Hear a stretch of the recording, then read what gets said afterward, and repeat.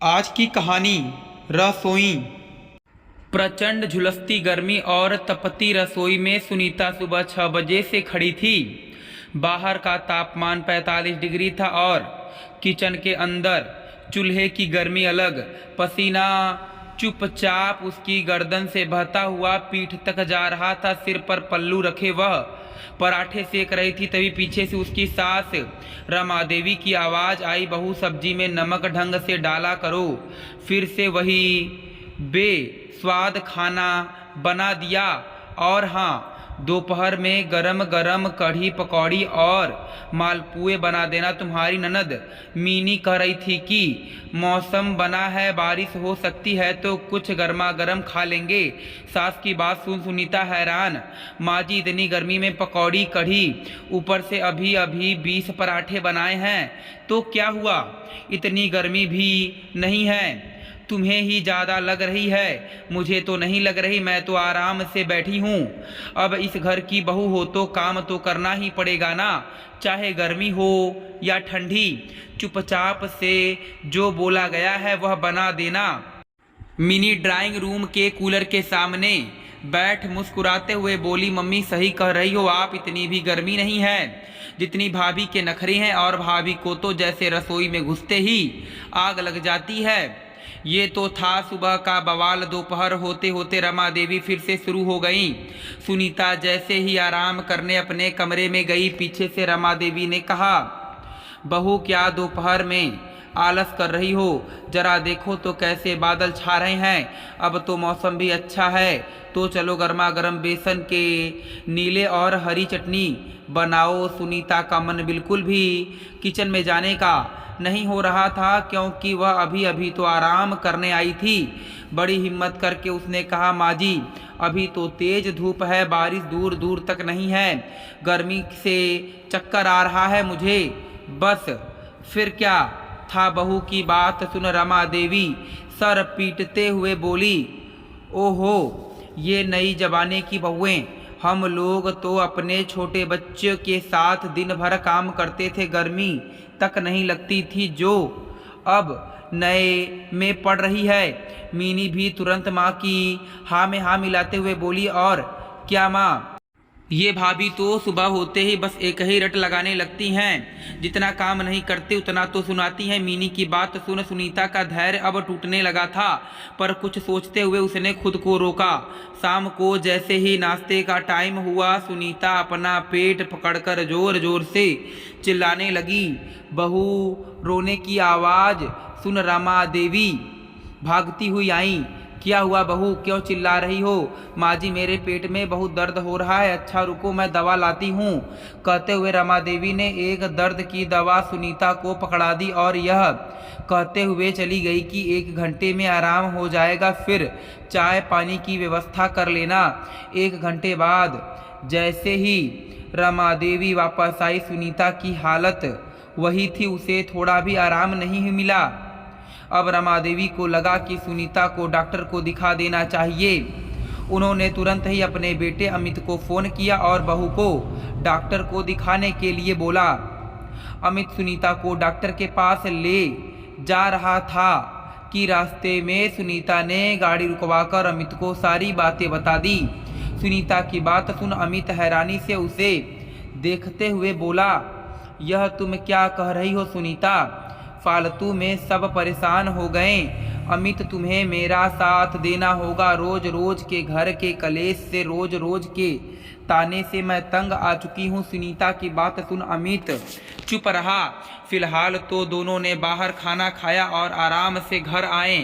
सुनीता सीधा अपने कमरे में जाकर सो गई। पेट तो भरा था, चिंता थी नहीं, आराम से पड़ी रही। लेकिन इधर अब रमा देवी को खाने की चिंता होने लगी। शाम का नाश्ता तो नहीं बना, लेकिन रात का खाना वह तो जरूरी था। खाना कैसे बने? सुनीता तो बीमार थी, तो रमा देवी ने मिनी से कहा, बेटा देख ले कुछ बना दे खाने में। माँ की बात सुन मिनी हैरानी से रमा देवी को देखते हुए बोली, माँ मैं खाना, वह भी इतनी गर्मी में, मेरे बस की बात नहीं है माँ। हर जगह तो ठीक है लेकिन किचन में घुसते ही ऐसे लग रहा है जैसे आग में प्रवेश कर रही हूँ। माँ मेरे बस की बात नहीं है, आप बाहर से आज खाना मंगवा लो ना।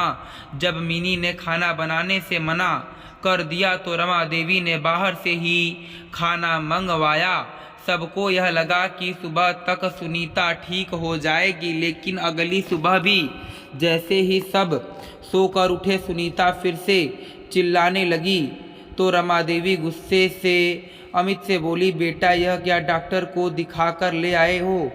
यह तो आराम ही नहीं हो रहा है। बहू को क्या बोला है डॉक्टर ने? माँ वो डॉक्टर ने 4 दिन बाद आने को बोला है, कुछ टेस्ट करवाने हैं। अब बेचारी रमा देवी क्या करे, मजबूरी थी।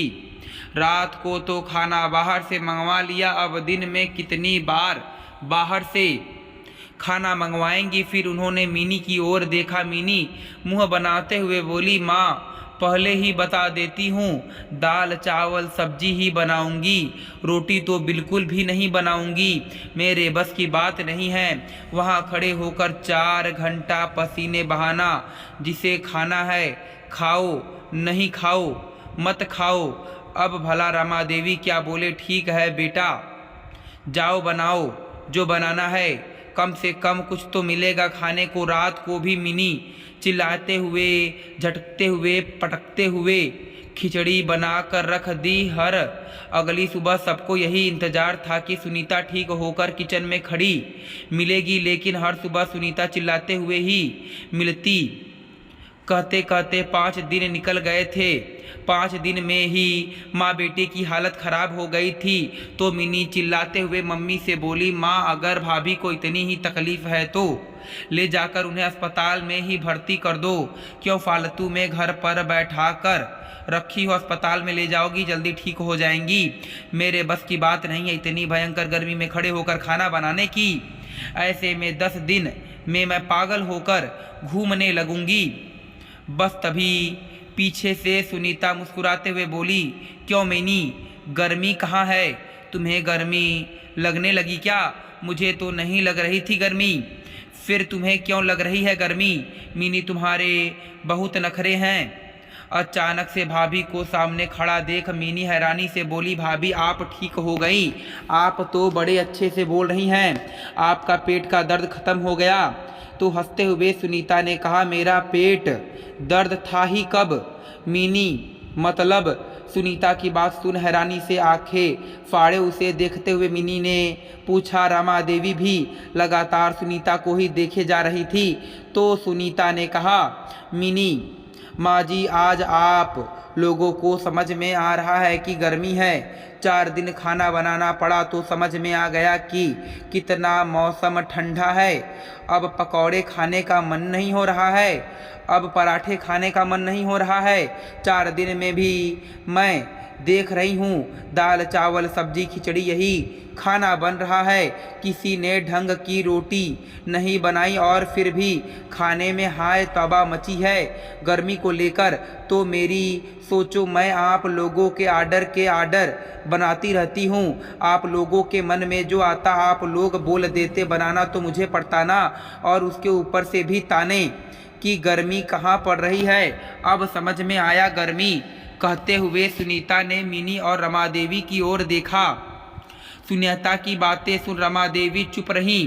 मिनी की भी बोलती बंद थी, क्या कहे, बात भी सही थी। सुनीता ने कहा, माँ जी आपको बेटी की तकलीफ में समझ में आती है। बेटी कूलर में बैठकर हाँ में हाँ मिलाए तो गर्मी नहीं, और किचन में जाकर चिल्लाने लगी कि गर्मी है गर्मी है। माँ जी मुँह देखकर गर्मी होती है क्या आपको? रमा देवी बिल्कुल चुप रही, एक शब्द भी नहीं बोली। सुनीता ने साफ साफ शब्दों में कहा, आज के बाद घर में कोई भी पकवान कोई भी फरमाइश नहीं बनेगी जब तक गर्मी कम नहीं होगी। नॉर्मल सादा खाना ही बनेगा जैसा कि 5 दिन बना है। और जिसको कुछ खाने का मन हो वह अपना खुद जाकर किचन में बनाएगा। मैं खाना छोड़ कुछ भी नहीं बनाने वाली हूँ। मुझे आप लोगों को एहसास दिलाना था कि गर्मी है, वह मैंने दिला दिया। समझदारों के लिए इशारा काफ़ी होता है। कहते हुए सुनीता चली गई। रमा देवी और मीनी चुपचाप उसे देखे जा रहे थे, एक शब्द भी नहीं बोल पाई। क्या बोले, बोलने के लिए कुछ चाहिए भी।